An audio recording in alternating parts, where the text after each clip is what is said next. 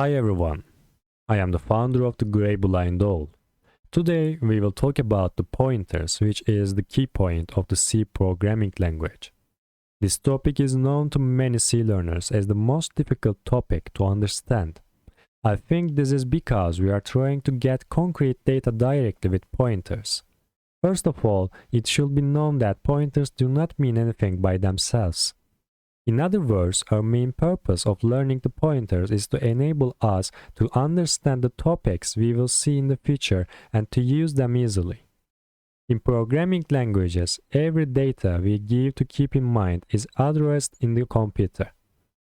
The greater the complexity of a program, the greater the importance of addresses. For example, there may be two people with the same name and surname living on different streets. In this case, the only data for a postman to distinguish them would be their addresses. You can think of pointers in the same way as postmen who keep those addresses in mind.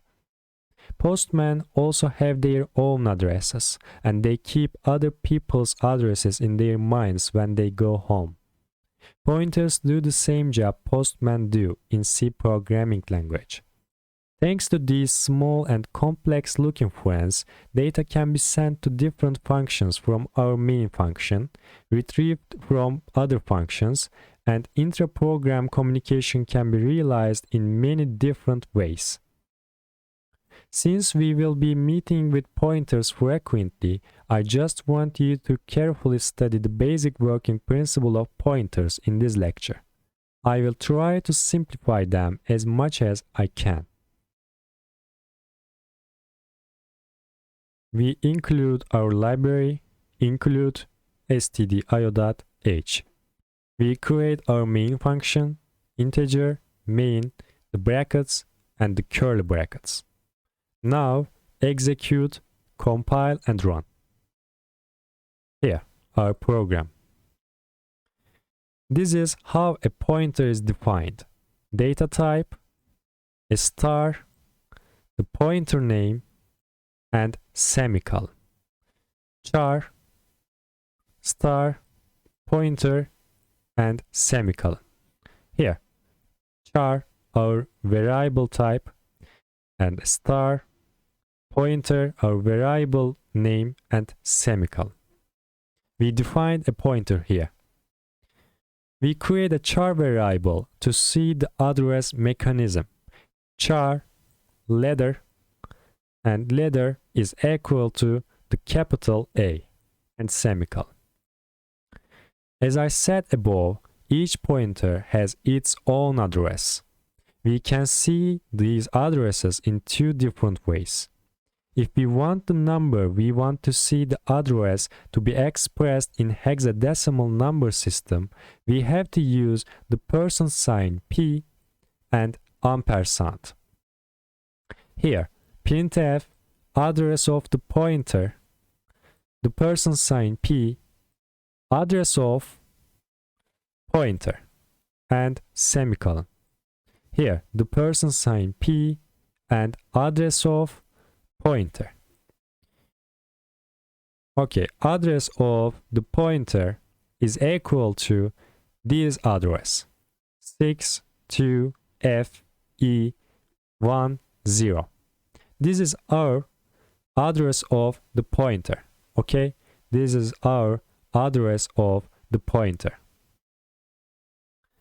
Now, if we want the number, we want to see the address to be expressed in decimal system, we have to use the person sign D and ampersand. Okay, printf, address of the pointer, the person sign D, and ampersand, pointer, and semicolon.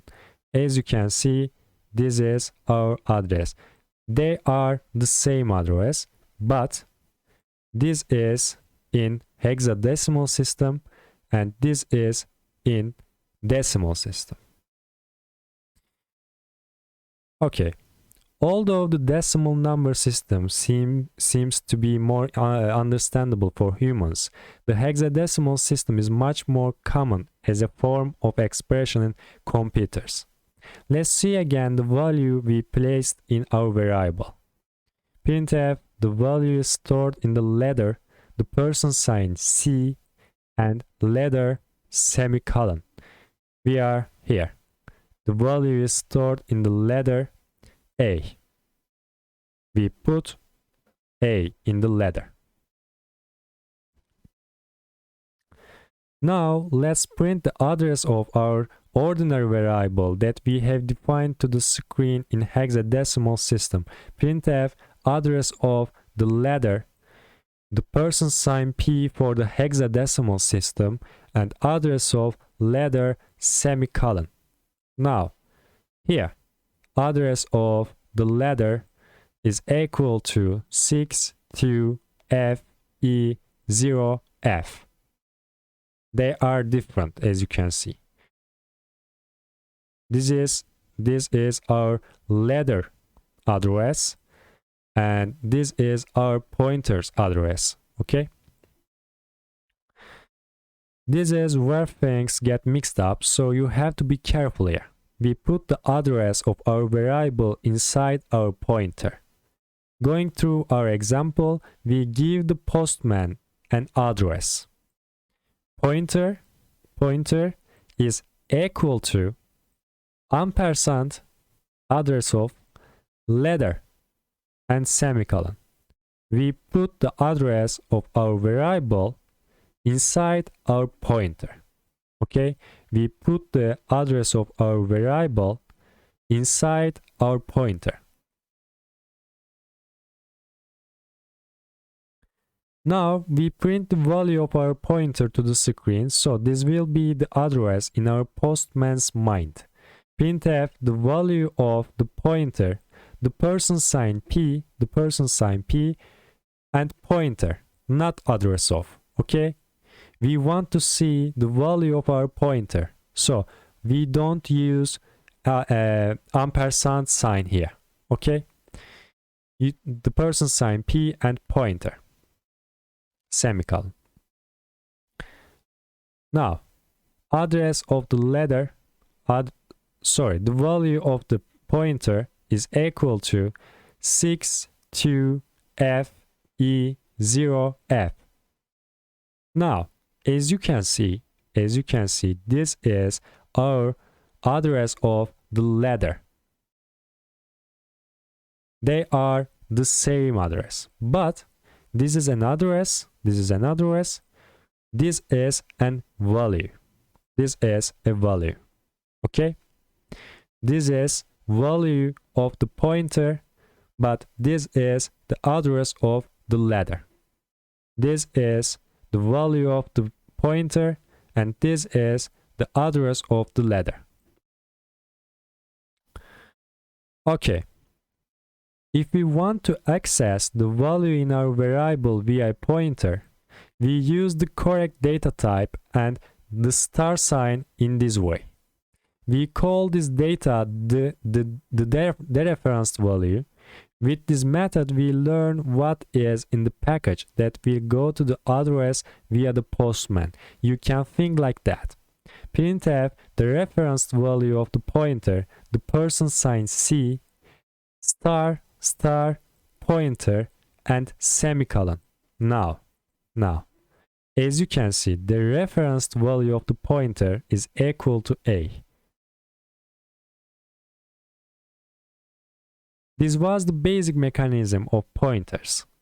Before I finish the lesson, I also want to talk about the pointers to pointers. It would be appropriate to talk about this structure while the basic logic is still fresh. You can think of this structure as postmen who do postal services to postmen. So, at same point, postmen also need postmen. This is a reasonable fact. This structure can be kept in mind in this way. Let's create a variable and after a pointer to keep its address. Here, integer number is equal to 20 and semicolon. Integer number is equal to 20 and semicolon. Now I will define a pointer here. Integer star pointer underscore ordinary and semicolon. This pointer is an ordinary pointer. So its name, pointer, ordinary.